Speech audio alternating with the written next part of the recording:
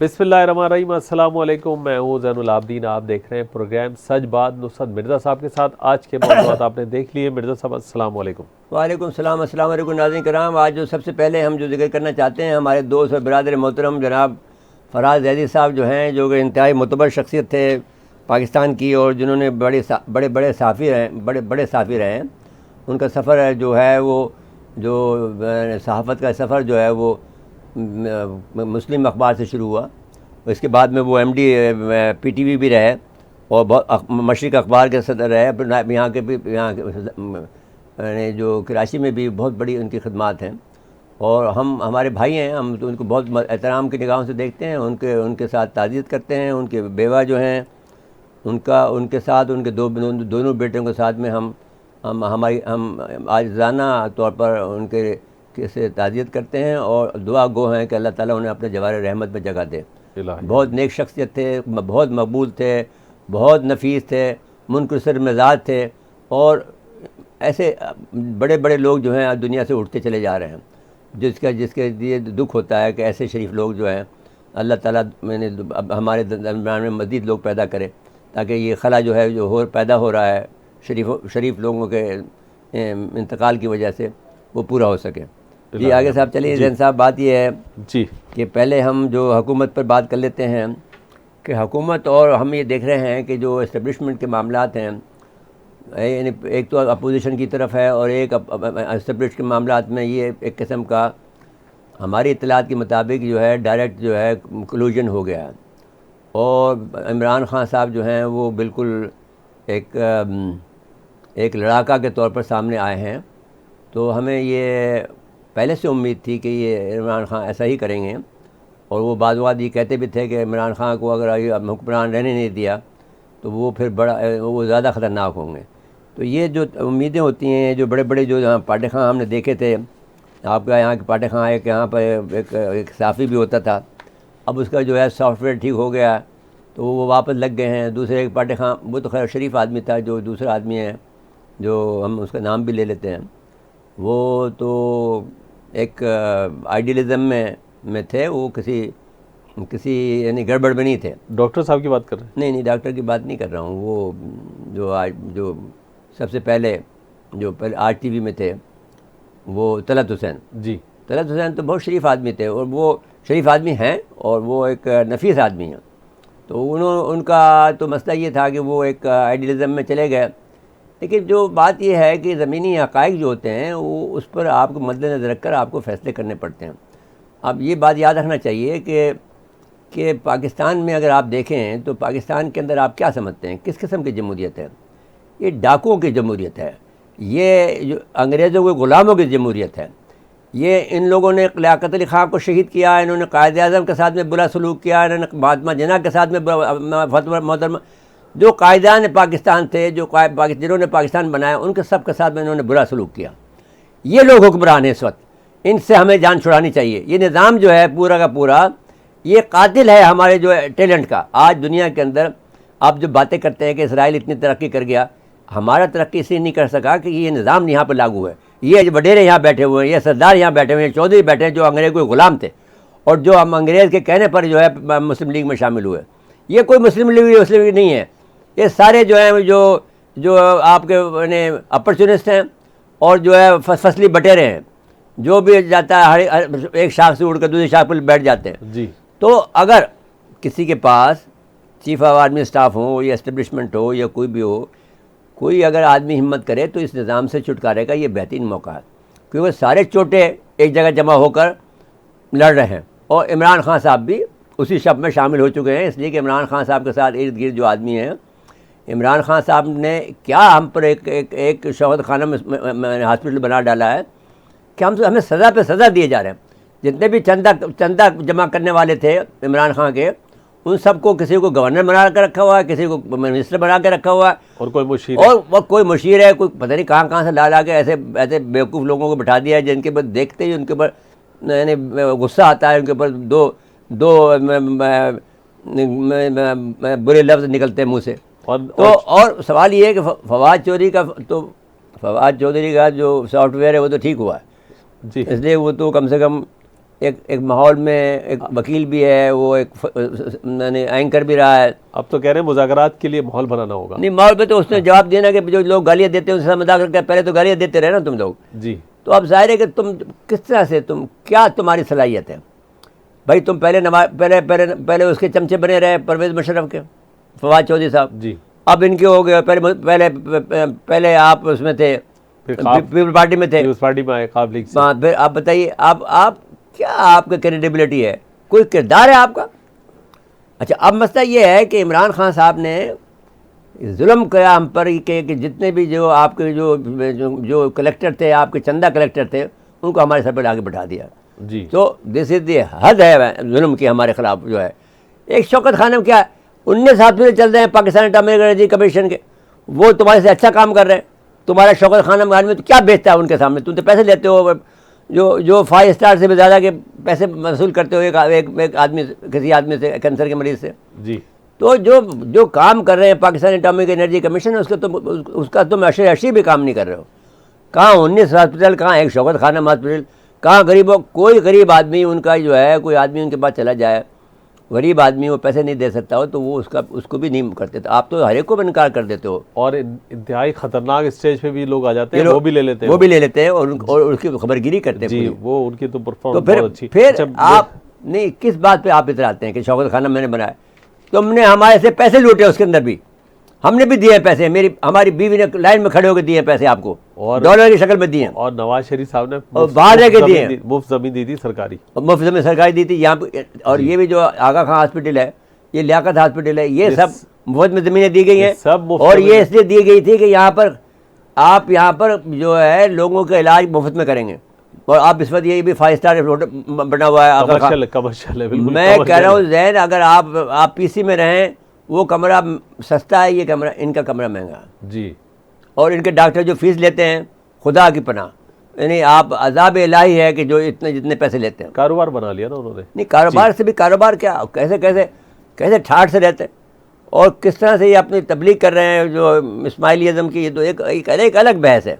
जी बिल्कुल ठीक है। मेरे सियासी मौजू में मजीद बात करेंगे, लेकिन मुझे ब्रेक के लिए कहा जा रहा है। जी, ब्रेक के बाद आएंगे तो हमारे चीफ रिपोर्टर और शिराजी साहब हमारे साथ प्रोग्राम में शरीक होंगे। इस्लामाबाद के चीफ रिपोर्टर जी। नाज़रीन, मुख्तसर वक्फा है, वक्फे के बाद आते हैं। एक बार फिर प्रोग्राम में खुश आमदीद कहते हैं। जी मिर्जा साहब। अच्छा भाई, शिराजी साहब, कल हमने आपको मिस किया, आप मसरूफ़ थे, लेकिन आज बताएं आपकी ये जो हेड ऑन कोलिजन है बिटवीन जो है एस्टेब्लिशमेंट एंड इमरान खान, इसका क्या नतीजा निकलेगा?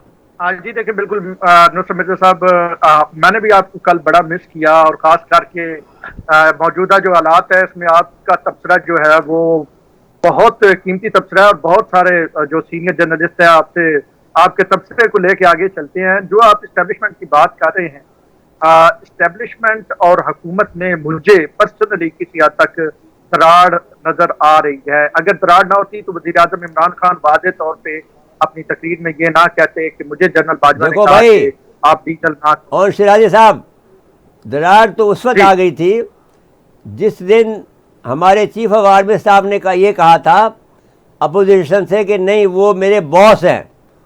तो हम जैसे लोग जो हैं, जो कि इसके पावर पॉलिटिक्स के खिलाड़ी हैं, यानी हम जो हैं वो स्टूडेंट नहीं हैं, हम खिलाड़ी हैं।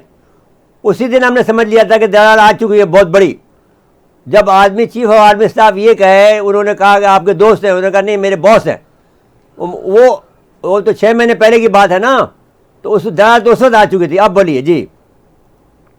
दरार तो बिल्कुल उस वक्त, और फिर वो जो एक नोटिफिकेशन निकलना था और फिर उस नोटिफिकेशन में जो जानबूझ के उसको लंबा किया गया और कहा गया कि एक नई कोर बना दे कोई खसूसी, और उसी कोर में वहीं पे रहने दे और उसको कोर का दर्जा दे दे, और इस तरह की जो बातें की गई थी, उससे जो मामलात आगे चलते गए और फिर आहिस्ता आहिस्ता इस नैज पे पहुंच गए हैं कि अब पीएम को आर्मी चीफ से जो बातें उनकी हुई हैं वो वाज़े तौर पे एक जो है वो गैदरिंग में, अवामी जलसे में वो कर रहे हैं, और इससे ये एक पैगाम जरूर वो दे रहे हैं कि मुझे कोई मसला नहीं, अगर मैं ये बात कर सकता हूँ तो फिर कुछ और बातें भी हैं। जैसे देखो मैं तुम्हें एक बात बताना चाहता हूँ, क्योंकि हमें ये एजाज़ और सच टीवी को एजाज़ हासिल है कि जब 2013 में सच टीवी में शामिल हुए थे तो हमने 3 बड़े प्रोग्राम किए थे। जो कि तारीख का बड़ा हिस्सा हैं। उस वक्त हम तब्दीली के नाम से प्रोग्राम करते थे। उसमें हमने एक तो किया था हार्प पर किया था कि जो कि मौसमियाती तगय्युर जो होता है उसको हमने बताया था। एक हमने यूनोन प्लान पे किया था। दूसरा जो हमारा प्रोग्राम था यूनोन प्लान था। यूनोन प्लान ये है जिसे आप ग्रेटर इसराइल कह सकते हैं। उसमें पाकिस्तान का ये हिस्सा आता है कि पाकिस्तान का बलूचिस्तान और पाकिस्तान का जो खैबर पख्तूनख्वा और गिलगित है उसको अलग से जो है उसको अफगानिस्तान में शामिल कर दिया गया था। बलूचिस्तान को अलग मुल्क बना दिया गया उस प्लान के तहत। यूनोन जो था वो एक इजरायली जो सफारतकार था उसने ये प्लान दिया था। फिर इसका नाम हो गया ग्रेटर इसराइल प्लान, फिर इसका नाम हो गया जो बाइडन प्लान, इसका प्लान हो गया कर्नल पीटर राफ प्लान, फिर इसका नाम हो गया क्लीन वाश प्लान। तो इसका बहुत से नाम हुए। जो मैंने जब हमने ये प्रोग्राम किया था 2013 में कर दिया था। ये ऑन साहब ये बात याद रख। अब ये टाइम आया है इमरान खान की मौजूदगी में कि उस प्लान को इम्प्लीमेंट किया जाए। तो बी केयरफुल कि जो बात मैं आपसे कह रहा हूँ ये बात जो कुछ भी इमरान एक्टिविटी करेगा उसको उससे मिला के देखना होगा। अब आप बात करें जी। जी देखें, बिल्कुल जिस जानब आप इशारा कर रहे हैं चीजें उसी जानब जा रही हैं। यही एक रोड बनता हुआ उसी मंजिल की जानब जा रहा है। लेकिन पाकिस्तान के इदारे इस हवाले से आंखें और कान खुले रखे हुए हैं और जो सूंघने की सलाहियत पाकिस्तान के इदारों के पास है बड़ी जल्दी सूंघ जाते हैं चीजों को। तो मेरे ख्याल में इसी वजह से कुछ चीजें जो है आने वाले दिनों में बदलने जा रही हैं। लेकिन ये जरूर है कि पीएम का जो स्पीच थी उसमें जो उन्होंने जिक्र किया वो मेरे समेत बहुत सारे लोगों के लिए शॉकिंग था कि पीएम इस तरह एक दिन पहले DGISPR ने प्रेस कॉन्फ्रेंस की थी जिसमें उन्होंने कहा था कि हमारा सियासत के साथ कोई ताल्लुक नहीं है। और फिर न्यूट्रल के हवाले से जो वजीर आजम ने बात की और इससे पहले वजीर आजम खुद न्यूट्रल की एक भाषा बोलते रहे हैं। वो पाकिस्तानी सियासत में न्यूट्रल की बात करते रहे और एक नाम उन्होंने जो न्यूट्रल के हवाले से जो मिसाल दी तो उससे वाज़े हो रहा है कि वजीर आजम इमरान खान कोई मखसूस किस्म की मैसेजिंग कर रहे हैं, वो मखसूस किस्म की सिग्नलिंग कर रही हैं और वो सिग्नलिंग और मैसेजिंग जो उनकी ऑडियंस है वो यकीनी तौर पे मैं नहीं हूं या मेरे जैसे कोई साथी नहीं है या वहां पे हमीद गुल इस बात का मैं तुम्हारे मामले में इंटरफेयर नहीं करना चाहता हूं क्योंकि तुम बहुत इन्फॉर्मेशन देते हो। मैं सिर्फ आपको माजी से जोड़कर एक अब नतीजा निकाल रहा हूँ। तुम्हारी गुफ्तगू को मैं ऐड कर रहा हूँ।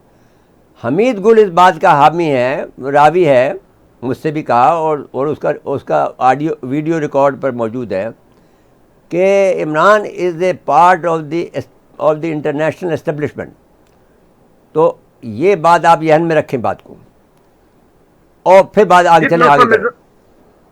तो सर मिर्जा साहब बिल्कुल दुरुस्त आप कह रहे हैं और हमीद गुल एक कोई ऐसी शख्सियत नहीं थी कि जिसकी रिटायरमेंट के बाद कोई चीजों पे ग्रिप नहीं थी या नब्ज पे उसका हाथ नहीं था। हमीद गुल ऐसी शख्सियत थी जो तमाम चीजों को बड़े क्लोजली देख रहा था और इंटरनेशनल एस्टेब्लिशमेंट को मॉनिटर भी करता था और उनकी नजर में खटखटा भी था। उन्होंने जो बातें की यकीनी तौर पे वो बातें भी अब आहिस्ता आहिस्ता कुछ चीजें खुल के सामने आ रही हैं और मेरे ख्याल में जो पाकिस्तानी इदारे हैं उनको भी अब कुछ स्टेप वो भी इस हवाले से ले रहे हैं।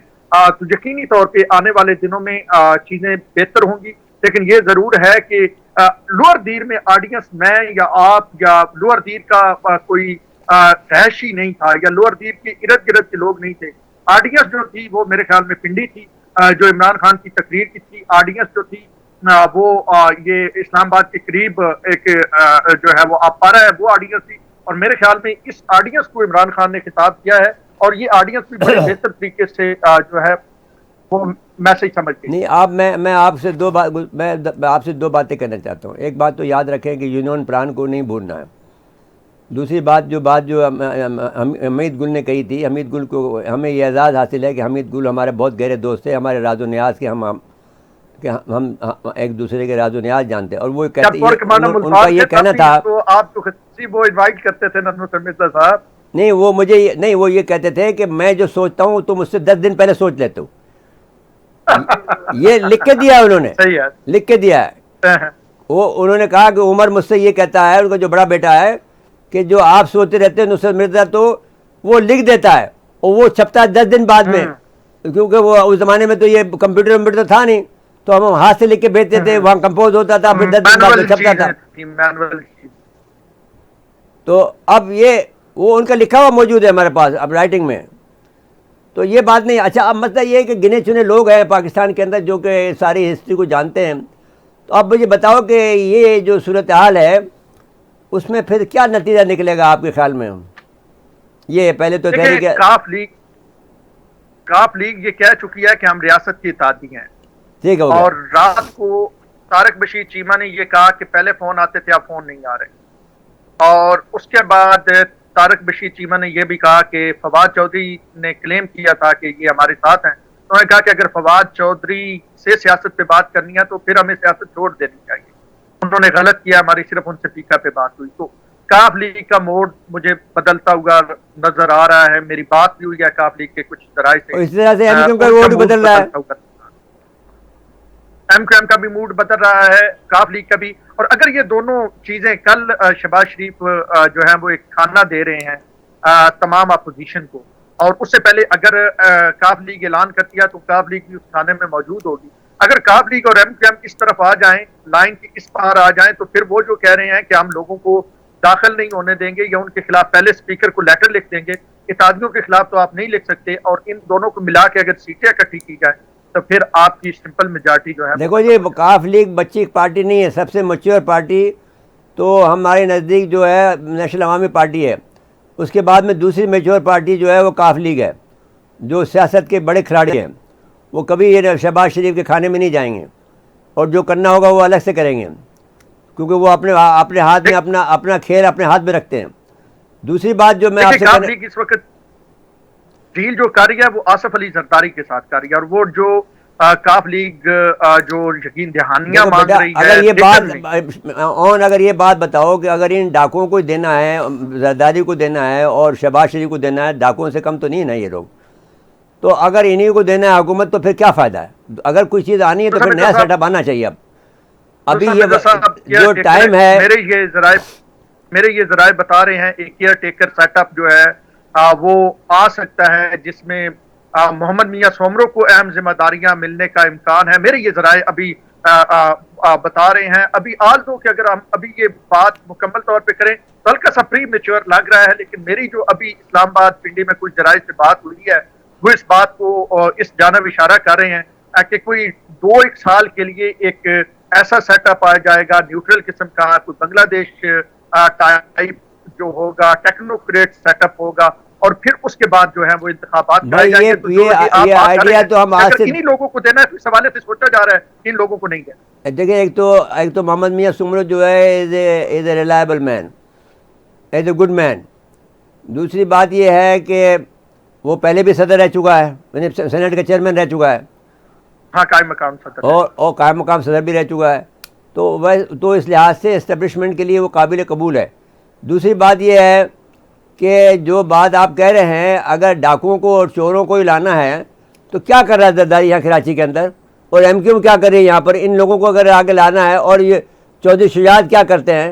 अगर आप वहाँ पर लूटमारी करते हैं ना जी, इनकी चौधराहट इसमें 22 वोट है इनके पास घुमा फिरा कर, और ये 22 वोट को जो के बदले में जो लेना चाहते हैं वो बहुत ज़्यादा कुछ लेते हैं। तो अब मैं ये समझता हूँ कि पाकिस्तान की तारीख में फैसला कुन मरहला ये आ गया है कि ये जो सेटअप है, और एक और बात है कि अब जैसे तुम जैसे लड़के हो, वो टैलेंट किलर है ये निज़ाम, ये तुम जैसे को आगे नहीं बढ़ने देता।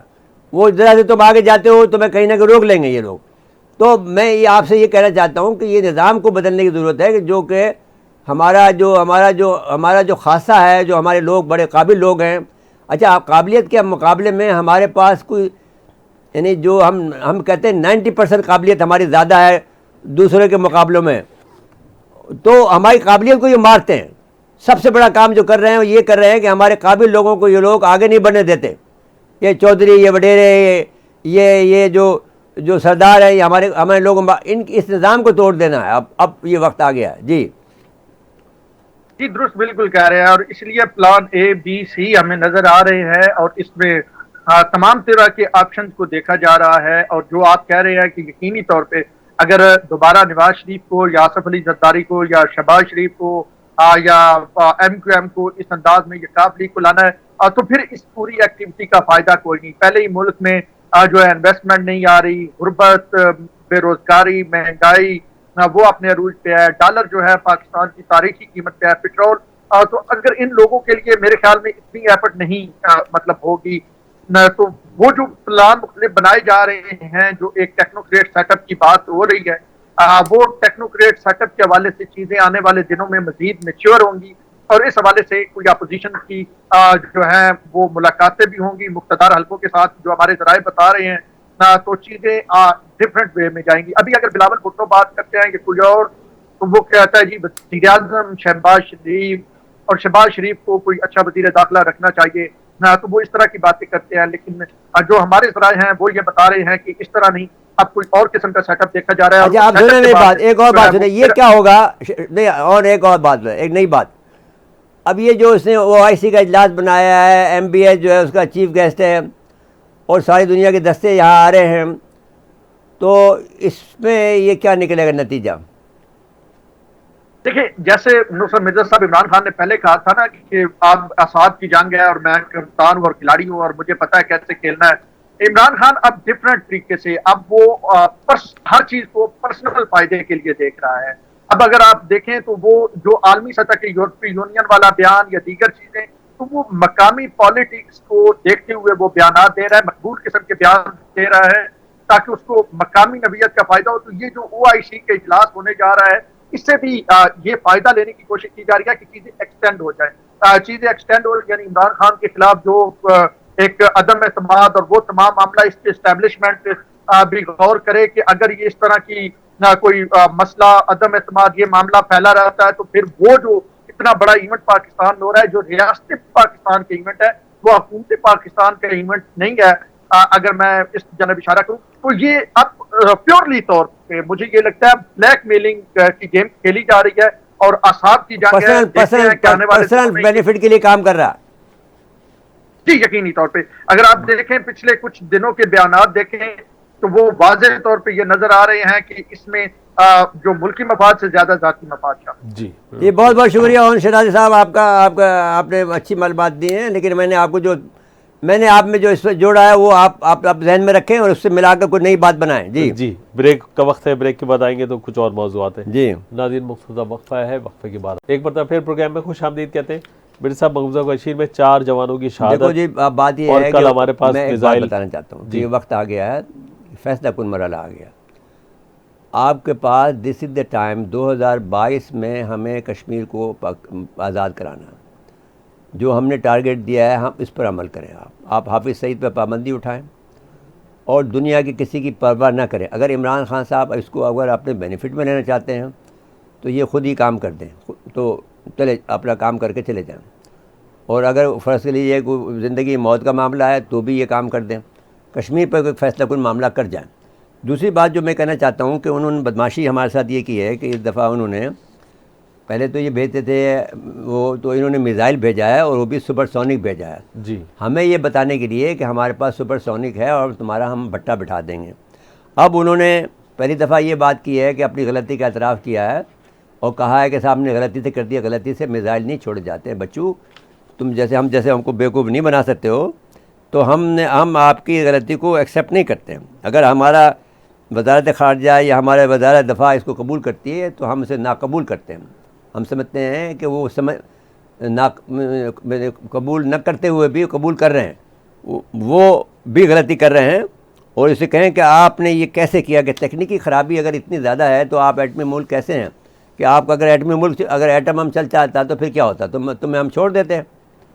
तो इस तरह की गलती जो करने का मतलब ये है कि तुम शरारत कर रहे हो। जिस तरह का तुम्हारा वज़ीर आज़म है, एक शरारती वज़ीर आज़म है, एक थर्ड क्लास चाय बनाने वाला वज़ीर आज़म है, उसको मालूम नहीं है कि एक एटमी ताकत क्या होती है, उसको ये मालूम नहीं है कि जवाबन एटमी ताकत क्या होती है, जो तुम्हारी ईंट सेठ बजा देगी। तुम्हारे जो जितने भी तुम्हारे सुरखाब के पर लगे हुए हैं, तुम जितने किस्म की हिंदुत्व की जो बातें कर रहे हो, सब हवा में उड़ जाएंगे। और तारीख गवाह है, जो एक बल्गारिया की औरत थी, वो कहती थी कि ये इलाका पूरा जो है शिमाली सिमट कर यहाँ तक आ जाएगा। जी, उसके यहाँ तो यूरेनियम आए दिन स्मगलिंग होती रहती है। नहीं, वो भाई यूरेनियम की बात छोड़ दो ना, मिसाइल कैसे भेजा आपने? तो ये आलमी बिरादरी का काम है ना, ये नोटिस लेके भाई आलमी बिरादरी का, भाई आप क्या आलमी बिरादरी है? एक बेगैरत आलमी बिरादरी है। किस आलमी बिरादरी की तुम बात करते हो? कश्मीर में जुल्म हो रहा है, आपको फिक्र नहीं है। फ़लस्तीन में जुल्म हो रहा है, आपको फिक्र नहीं है।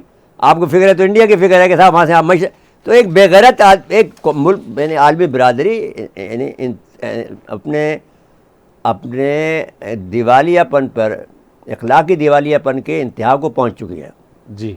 तो उससे आप क्या तवक्को रखते हैं? तो आप एटमी ताकत है, आप फैसला करें कि हमें क्या करना है। फिर सज़ा देनी चाहिए। सज़ा आप भाई पाकिस्तान के पास, इसके बाद पाकिस्तान को 200 किलोमीटर जाकर अंदर मिसाइल फेंकना चाहिए इनके। वो टेक्निकल गलती हमसे भी हो गई है जी, बिल्कुल ठीक, हमसे भी गलती हो गई। क्या हाँ, करें सुपरसोनिक इनके पास है तो उनको ये बता दें कि हमारे पास भी सुपरसोनिक है जी। और वो टेक्नोलॉजी वाला सुपरसोनिक है, पत्थर ही फेंक दो तुम उस जरिए से। बिल्कुल ठीक है। मेरे साहब आखिरी 1 मिनट रह गया। अच्छा, यूक्रेन की बात जो है, अब ये कीव पर जो है मैंने रूस ने तय फैसला कर लिया है कि ये लोग नहीं सुधरेंगे। ना अमेरिका सुधरेगा, ना कीव के लोग समझेंगे, क्योंकि वो यहूदी है और वो बेवकूफ़ आदमी है, एक्टर है, उसको सियासत नहीं आती है जी। उसको ये समझना चाहिए कि मुझे इतने सारे लोगों के साथ में, कि लोगों के अमन के लिए मुझे एक बड़े मुल्क के साथ में एक छोटे मुल्क बनकर रहना चाहिए। वो वहाँ पर बड़ा मुल्क बनकर रहना चाहता है तो गलत फैसला कर रहा है। अब कीव को चारों तरफ से रूसियों ने घेरे में ले लिया और अमेरिका ने ये कहा कि अगर हमने फ़ौज वहाँ भेजी तो तीसरी आलमी जंग छट जाएगी, तो हम एटमी जंग हो जाएगी जी। हाँ, तो नहीं छेड़ सकते। तो नेटो कुछ नहीं, अब नेटो कुछ नहीं कर सकता है तो फिर आप इसमें क्या करेंगे? क्योंकि अगर वो अभी वो यूक्रेन को छोड़ देता है तो किसी न किसी वक्त में वो यूक्रेन को शामिल कर लेंगे, क्योंकि जो बदमाशी की है इसने, जो अमेरिकी सदर ने, जो क्लिंटन था, उसने ये किया है कि जिस वक्त ये फैसला कर लिया था कि गोर्बाचोव से वादा किया था कि साहब वो ईस्ट की तरफ नहीं बढ़ेंगे जी। उन्होंने फिर मैंने उसको पोलैंड को मिला लिया, उसने बल्गारिया को मिला लिया, उसने अल्बानिया को मिला लिया, सबको अपने नेटो में शामिल करते चले गए। तो बदमाश हो तुम दुनिया भर के, और तुम हर जगह पर बदमाशी करते चले जाते हो। और प्यूटन बदमाशी कबूल नहीं कर रहे। प्यूटन कम से कम अपने शरक पे तो नहीं कबूल करेगा ना, दूसरे पे हो रहा है तो कर लेगा। बिल्कुल ठीक तो है। आपकी बदमाशी को कैसे कबूल करेगा? बिल्कुल ठीक है। बस खत्म हुआ मेरे साथ प्रोग्राम का। जी। नाज़रीन, आज के लिए इतना ही। आइंदा प्रोग्राम तक के लिए इजाज़त चाहते हैं।